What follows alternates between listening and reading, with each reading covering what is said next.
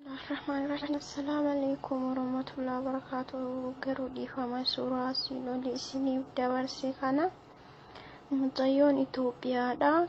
Guyyaa kaleessaa Kuweet keessatti duuteetti jedhanii nuuf dabarsanii jiranii, akkasuma warroonni guruupii adda addaa keessa jirtanii fi waattisaaba qabdan ofirra dabarsaa. Namni si beekta yoo jiraatan hadaraa birmadhaa fi obboleettiin teenya tanaa kiraa kan biyyaa baatee jettee biyya hambaa keessatti duutee waan jirtuuf du'aayii godhaa fi kan du'e qaruma du'e akka isin zeennata rabbi sii galchu, akka rabbiin zeennata firdoonii sii badhaasu du'aayii naaf godhaa fi yaa obboleeyyanaa kira amaanaadha. Hundi keessan ofirra dabarsaa. Yookiin waan rabbiin beekan namni sii beeku ni jiraachuu danda'a. Kanaaf jennee adunyaaf jennee nu nyaattee adunyaan rabbiin ni nagahaani biyya teenirraa nu baase, biyya teenatti nu haa dachaasu.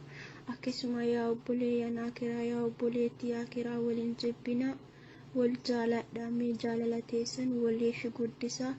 Akkanuma kunoo nu nyaatti biyyeen hagatti mataana kunoo hani nu wal jibbinuuf haga yoomiitiif waliin jibbinaate. Akkasitti bakkee jirtan hundatti du'aayii siif godhaa akka rabbiin zeennata isii badhaasu. Isinillee yaa obboleeyyantii rabbiin nu haa eegu.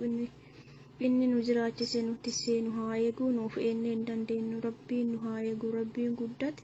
Akkasuma sagalee kana yoo dhageeffattanii suuraa kana wajjin naaf daddabarsaa. Hadaraa amaanaa rabbii isinitti haa taatu. Isin jechuudha biyyarraa daa'ima tokko qabdi jedhanii duute jedhanii kaleessa Kuweetitti, akkasuma rabbi zeennata isii haa badhaasu jedhaati. Du'aayii siif godhaa. Namni yookiin beeku ta'uu jiraachuu ni danda'a waan ta'eef akkasumatti waliif dabarsaa, wal jaaladhaa. Rabbi isin bira haa jiraatu bakkee jirtan hundatti. Hamtuun isin arginu keerii isin hin darbine rabbi isin haa eegu. Yaa obboleessaa kiraa, obboleettii kiraa. Assalaamu alaikum warahmatullaahi wabarakaatuh.